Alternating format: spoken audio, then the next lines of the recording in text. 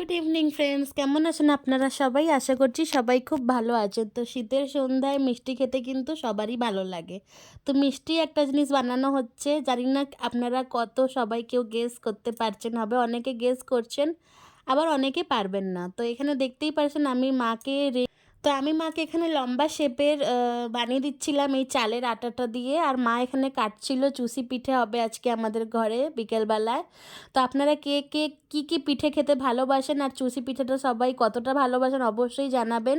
আর চুষি পিঠেটা কিন্তু সবাই, বেশিরভাগ সব বাঙালিরাই ভালোবাসে, কারণ এটা বানানোতে একটুখানি বেশি মানে হার্ডওয়ার্কও আছে আর টেস্টিও লাগে।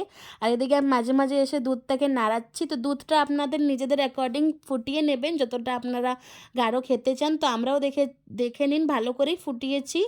তো দেখতেই পারছেন চাচিগুলো উঠে গেছে একটু একটু নিচ থেকে, এত ভালো ফোটানো হয়েছে গাঢ় করে। তো এবার চুষিগুলো দিয়ে দেওয়া হচ্ছে এর মধ্যে, চুষি পিঠে যেগুলো বানানো হয়েছে। আর কত সুন্দর লাগছে প্লেটের মধ্যে। আর এদিকে গুড়, মা পাটালি গুড় গ্রেট করে নিয়েছে, গ্রেট করে রেখেছে।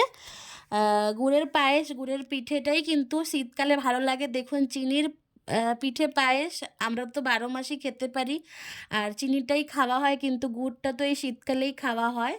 আর এই সময় কিন্তু গুড়ের পিঠেটাই ভালো লাগে। তো আমরা এক এক দিন এক এক রকমের পিঠে বানাই, আর সংক্রান্তির দিনও বানাই। আর পুরো শীতকালটাই কিন্তু আমাদের চলতে থাকে। এদিকে গ্যাসটা বন্ধ করে নিয়েছে মা, আর একটু নাড়িয়ে নিচ্ছে, তারপরে কিন্তু গুড়টা দেবে। অনেকে গুড়টা গ্যাস মানে জ্বালানো অবস্থাতেই দেয়, কিন্তু আমরা অফ করে নিই, অফ করে একটুখানি নাড়াচাড়া করার পরে দেই কিন্তু।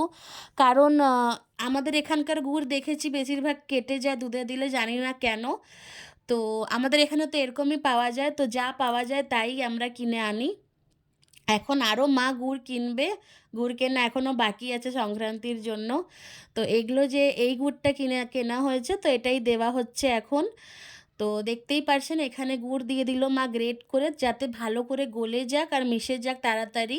কেন কি পিঠেটা একটু গরমই ভালো লাগে, অনেকে ঠান্ডা খেতেও ভালোবাসে, আবার অনেকেই গরম খেতেও ভালোবাসে। তো পিঠের রেসিপিটা দেখুন হয়ে গেছে। আর আপনাদের কেমন লাগলো অবশ্যই কিন্তু কমেন্ট করে জানাবেন। আর ভিডিও যদি ভালো লেগে থাকে অবশ্যই লাইক করবেন, সাবস্ক্রাইব করবেন। থ্যাংক ইউ সো মাচ, আজকের জন্য এতটাই।